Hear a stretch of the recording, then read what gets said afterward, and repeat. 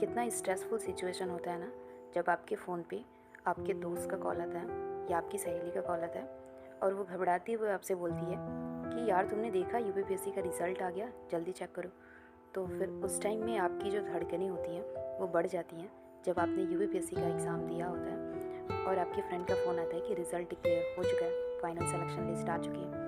वो मोमेंट इतना ज़्यादा स्ट्रेसफुल होता है, अचानक से दिल की धड़कनें जो होती हैं वो बढ़ जाती हैं और आप जल्दी जल्दी अपने फ़ोन में, आप कोई काम भी करते रहते हो तो जल्दी जल्दी अपने फ़ोन में अपना एडमिट कार्ड ढूंढने लगते हो, अपना रोल नंबर ढूंढने लगते हो। फिर रोल नंबर जैसे ही आपको मिलता है यूपीपीएससी की साइट पे आप जल्दी से जाके पीडीएफ डाउनलोड करते हो। पीडीएफ डाउनलोड करने के पास जैसे ही पीडीएफ डाउनलोड होता है और आप जो सर्च बार होता है उसमें अपना रोल नंबर डालते हो और जितनी देर में वो रोल नंबर सर्च करता है, मानो कि ब्लड प्रेशर और जो हार्ट रेट होता है वो 180 से अबव चला जाता है। और जैसे ही आपका रोल नंबर उसमें सर्च करके आपका नाम दिखाता है या फिर आप नाम से सर्च करते हो तो आपका नाम दिखाता है और जैसे ही नीचे सर्च करके आपका नाम आता है तभी भी आपकी धड़कनें बढ़ी रहती हैं। आप 5 से 10 बार, बहुत बार आप चेक करते हो, रीचेक करते हो कि आपका रोल नंबर सही है, आपका नाम सही है, तो श्योर आपका सिलेक्शन हो चुका है। और जैसे ही कंफर्म होता है कि आपका सिलेक्शन हो चुका है तो वो चेहरे का एक्सप्रेशन,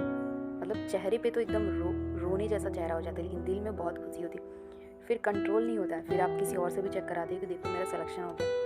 मतलब वो मोमेंट मैं नहीं बता सकती कि कितना ज़्यादा स्ट्रेसफुल होता है जब किसी भी स्टूडेंट का रिज़ल्ट आता है और रिज़ल्ट में ये पता चलता है कि इसका सिलेक्शन हो गया। तो मैं बता नहीं सकती वो फीलिंग कैसी होती है।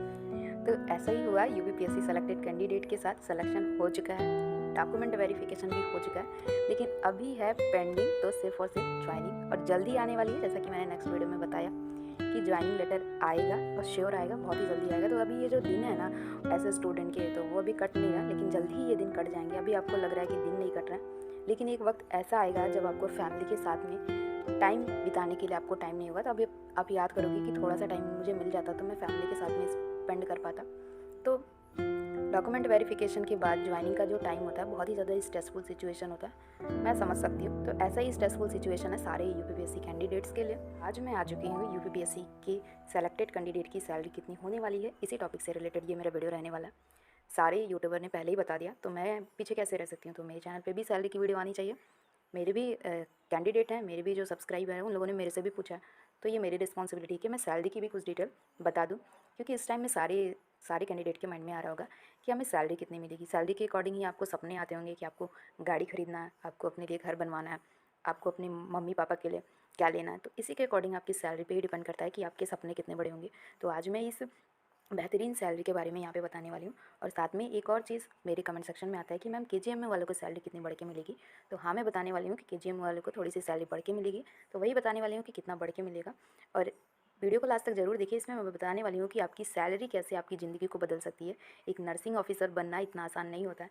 अगर आपको ये मौका मिला है तो आपको जानने का हक है कि आपको क्या क्या फैसिलिटीज़ मिलेंगी, कितनी सैलरी मिलेगी। तो वीडियो को लास्ट तक ज़रूर देखिए। और अगर आपने हमारे चैनल को सब्सक्राइब नहीं किया तो सब्सक्राइब कर सकते हैं। तो चलिए वीडियो की शुरुआत करते हैं। So hello guys, this is Aastha and you are most welcome to my YouTube channel. तो जैसा कि आपको पता होगा कि यूपीएससी का नोटिफिकेशन आपने देखा होगा स्टाफ नर्स वाला, तो अभी चल रहा है 7वां वेतन आयोग लग चुका है। वो 1 जनवरी 2016 से 7वां वेतन आयोग लगा है। और यूपीपीएससी के नोटिफिकेशन में 9300 ग्रेड पे, और आपका जो ग्रेड पे रहने वाला है 4600 ग्रेड पे, और जो बेसिक लेवल पे होने वाला है वो 9300 से लेके 34,800 रुपये होने वाला है। तो आपका जो मिनिमम सैलरी होने वाला है वो 44,900, मीन्स की इन हैंड सैलरी आपकी 44,900, और भी बहुत सारे अलावेंस आपको मिलेंगे। तो ये डिटेल में बताने वाली हूँ। आप यहाँ पे देख सकते हो पे स्केल और ग्रेड पे के बारे में आपको डिटेल में जानना है तो आप गूगल कर सकते हैं या फिर किसी एक्सपर्ट के चैनल से आप देख सकते हैं। तो डिफरेंट कैटेगरी के जो कर्मचारी होते हैं उनका डिफरेंट पे स्केल होता है। तो नर्सिंग जो ऑफिसर्स होते हैं वो ग्रेड सेकंड में आते हैं और उनका जो पे स्केल होता है 4600 का होता है। अभी यहाँ पे नर्सिंग सुपरिटेंडेंट या फिर chief nursing superintendent ANS DNS की बात करें तो उनका जो ग्रेड पे होगा वो चेंज होता है, किसी को 5600, किसी को 6600। चीफ नर्सिंग ऑफिसर का जो होता है वो लगभग 6800 का होता है, और 6600 का होता है वो नर्सिंग सुपरिटेंडेंट का होता है। तो ऐसे ही जैसे जैसे लेवल इंक्रीज़ होता है वैसे आपका ग्रेड पे इंक्रीज़ होता है। इन हैंड सैलरी आपने देखा होगा, इसमें यूपीपीएससी में आपको जो सैलरी मिलने वाली है वो आपकी 44,900 से लेके 1,42,400, मीन्स की लाइफ टाइम में जितनी भी आपकी सैलरी बढ़ेगी स्टार्टिंग आपको 44,900 से लेके 1,42,044 मिलने वाला है। और इसमें अभी जो अलाउंसेस होंगे वो ऐड होंगे, कौन कौन से अलाउंसेस आपको यूपीपीएससी में मिलने वाले हैं वो भी देखेंगे। एनुअल सैलरी की बात करें तो 5 लाख से 7 लाख आपकी एनुअल सैलरी होने वाली है। अब अलाउंसेस की बात करें कि यूपीपीएससी में क्या क्या चीज़ें मिलेंगी, तो यहाँ पे देख सकते हैं एडिशनल अलाउंसेस क्या क्या चीज़ है। जैसे HRA हाउस रेंट अलाउंस आपको मिलेगा, ट्रैवल अलाउंस मिलेगा, अगर आप जॉब के लिए ट्रैवल करते हैं या फिर अदर कहीं ट्रैवल करते हैं तो आपको ट्रैवल अलाउंसेस मिलेगा। सिटी कंपनसेटरी अलाउंसेस, ये बहुत ही ज़्यादा इंपॉर्टेंट है। बहुत सारी कैंडिडेट ने पूछा मैम KGMA वालों को कितना मिलेगा, तो सब कुछ सेम होगा, बस KGMA वालों का क्या होगा कि सिटी कंपनसेटरी अलाउंस बढ़ के मिलेगा और साथ में ट्रैवल अलाउंस मिल के बढ़ के मिलेगा और हाउस रेंट बढ़ के मिलेगा। तो इसी वजह से उनकी जो सैलरी होगी लगभग 7 से 10 हज़ार इंक्रीज़ होगी अदर यूपीपीएससी कैंडिडेट से। फिर आप देख सकते हो DA की बात करें, डियरनेस अलावेंस जो होगा, मीन्स कि आपका महंगाई भत्ता जो होगा वो भी होगा, और मेडिकल अलावेंस, ये सारी फैसिलिटीज़ आपको मिलेंगी यूपीपीएससी स्टाफ नर्स को, यूपीपीएससी नर्सिंग ऑफिसर। जैसा कि आप यहाँ पे देख सकते हो कि आपको 4600 ग्रेड पे में क्या क्या चीज़ें मिलती हैं। तो 7वां पे स्केल चल रहा है, ठीक है, 7वां वेतन आयोग लगा हुआ है और वो 1 जनवरी 2016 से ही लागू है। तो आपका जो एंट्री पे मतलब कि आपको जो हाथ में सैलरी आने वाली है वो 44,900 से स्टार्ट होने वाली, स्टार्टिंग आपकी 44,900 से स्टार्ट होने वाली है। और साथ में ये आपको 1,42,400, ये मैंने पहले ही बता दिया। ग्रॉस सैलरी क्या होती है कि पूरी की पूरी सैलरी बिना टैक्स कटे हुए, जैसे बहुत सारे टैक्स भी कटते हैं, इनकम टैक्स हो गया, फिर अगर किसी को पेंशन वाली स्कीम होगी तो पेंशन के भी 10% या फिर 8% जितने भी कटते हैं, तो उन सबको इंक्लूड करके ग्रॉस सैलरी उसको बोलते हैं। ग्रॉस सैलरी आपकी एक्चुअल सैलरी नहीं होती।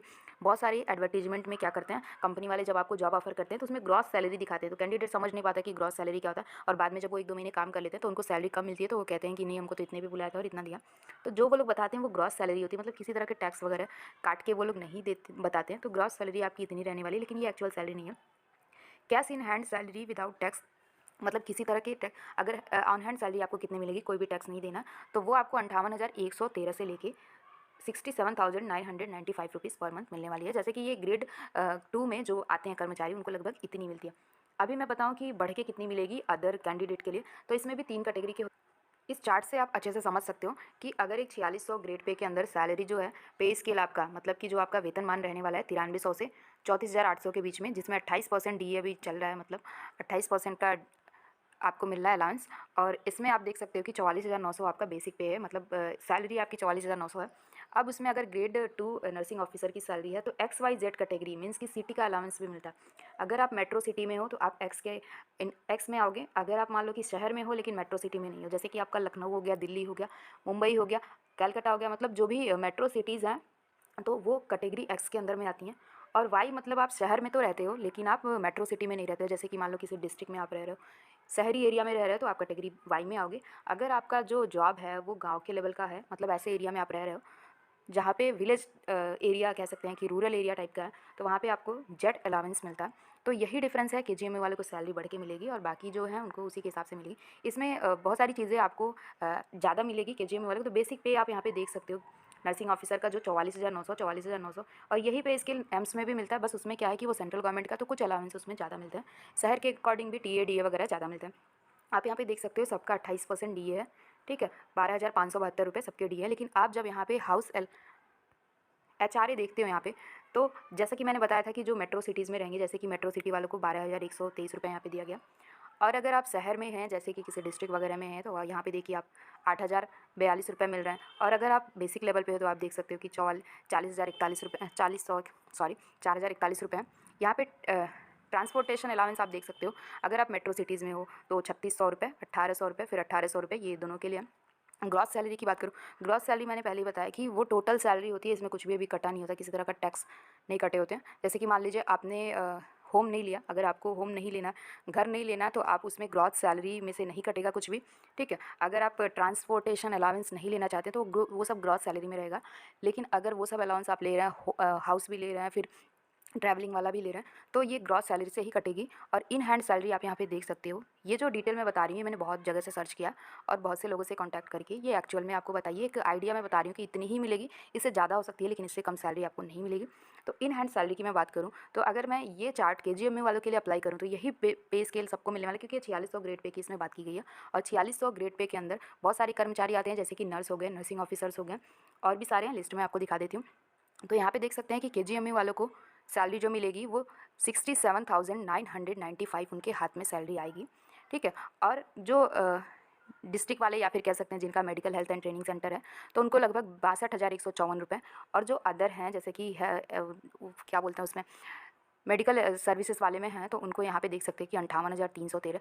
मैंने पहले ही बताया था कि केजीएम वाले को सैलरी बढ़ के मिलेगी। क्यों बढ़ के मिलेगी? क्योंकि उसमें सिटी अलाउंस वगैरह और ट्रांसपोर्टेशन अलाउंस बढ़ के मिलेंगे। तो ये एक मैंने आइडिया बताया आपको कि इसी के अकॉर्डिंग सैलरी मिली।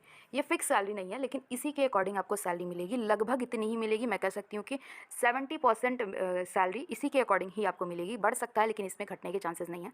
44,900 रुपये तो आपको एकदम बेसिक पे मिलेगा। फिर उसमें जो अलाउंस है, अलाउंस घट भी सकते हैं, बढ़ भी सकते हैं, ठीक है। 2, 400, 500, 1,200 घट सकते हैं, लेकिन बढ़ सकते हैं, लेकिन घट नहीं सकते। तो यहाँ तक मैंने सारी डिटेल बता दी और यही पे स्केल आपको मिलने वाली है। तो अभी जो लोग पूछ रहे थे कि मैम केजीएमयू में कितनी बढ़ेगी, तो आप यहाँ पे देख सकते हो कि अदर डिपार्टमेंट से आप अगर मेट्रो सिटीज में केजीएमयू आपका मेट्रो सिटी में के अंदर में आता है तो आपको लगभग 7 से 10,000 रुपये बढ़ के मिलेगी। तो ये सारी डिटेल है। इसके अलावा भी मैं बता दूँ, आप यहाँ पे देख सकते हो कि ग्रेड बी के अंतर्गत में 4600 में बहुत सारे ऑफिसर्स आते हैं, जैसे नर्सिंग ऑफिसर आ गए, इनकम टैक्स इंस्पेक्टर आ गए, CEX आ गए, PO हो गए, या फिर एग्जामिनर्स परीक्षक वगैरह। ये लोग ग्रेड पे 4600 में आते हैं। इनका जो वेतनमान होगा वो यही होगा 44,900। बस जो इनका अलाउंस होता है, जैसे कि ट्रैवल अलाउंस हो गया, हाउस अलाउंस हो गया, तो ये सब चीज़ें बढ़ के आती हैं।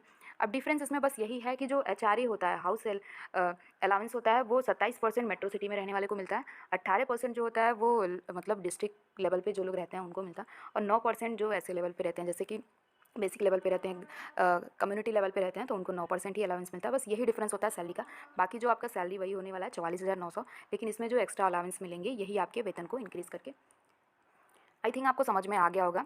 अब यहाँ पे देख सकते हैं, अभी आप सिस्टर ग्रेड 2 में आएंगे अगर आपका प्रमोशन होता है, या फिर किसी और के थ्रू अगर आप सिस्टर ग्रेड 1 में जाएंगे तो आपको 4800 ग्रेड पे मिलेगा। यहाँ पे आप देख सकते हो पे बैंड अलग है, वेतनमान आपका ये होगा, ग्रेड पे ये होगा। अगर आप ANS बन जाते हो, असिस्टेंट नर्सिंग सुपरिटेंडेंट, तो 5400 ग्रेड पे में आ जाओगे। डिप्टी नर्सिंग सुपरिटेंडेंट हो जाते हो तो 5400 के ग्रेड में रहोगे। पे स्केल आपका थोड़ा चेंज हो जाएगा। नर्सिंग सुपरिटेंडेंट हो तो 6600 में आ जाओगे। और chief nursing superintendent officer, chief nursing officer बन जाते हो तो 7600 ग्रेड पे में आ जाओगे। तो जैसे जैसे आपकी मतलब प्रमोशन होती जाएगी तो वैसे आपका पे स्केल, वैसे ही आपकी सैलरी इंक्रीज़ होती जाएगी।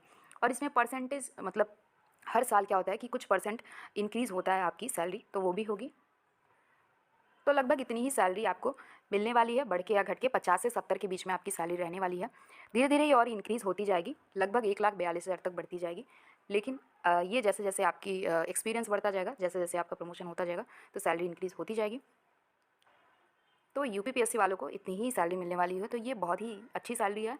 और अगर आप इसके अलावा भी अपनी स्टडी कंटिन्यू रखते हो, अगर आपका एम्स में सिलेक्शन हो जाता है तो वो सेंट्रल गवर्नमेंट के अंदर में आ जाएगा, तो उसका जो पे स्केल होगा, उसका जो सैलरी होगा वो इन सबसे ज़्यादा होगा। तो आई होप ये वीडियो आपको समझ में आई होगी। इसके अलावा भी आपको अगर कोई डाउट है तो मेरे कमेंट सेक्शन में ज़रूर बताएं। मिलते हैं नेक्स्ट वीडियो में। Love you all, bye.